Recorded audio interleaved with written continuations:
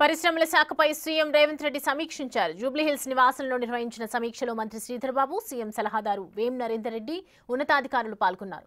Future సిటీకి భూసేకరణ తొందరగా పూర్తి చేయాలని అధికారులను సీఎం ఆదేశించారు. డేటా సెంటర్ల ఏర్పాటైన ప్రత్యేక శ్రద్ధ పెట్టాలన్నారు. డేటా సెంటర్ల కోసం ఏర్పాటుకు కావాల్సిన స్థలం సిద్ధం చేయాలన్నారు. పెట్టుబడుల కోసం రాష్ట్రానికి వచ్చే పారిశ్రామికవేత్తలు ఎవరూ వెనక్కి వెళ్లడానికి వీల్లేదని అధికారులను సీఎం ఆదేశించారు. నిమ్స్లో మిగిలి ఉన్న భూసేకరణను తక్షణమే పూర్తి చేయాలన్నారు. అధికారులు రైతులతో మాట్లాడి భూములిచ్చేందుకు ఒప్పించాలన్నారు.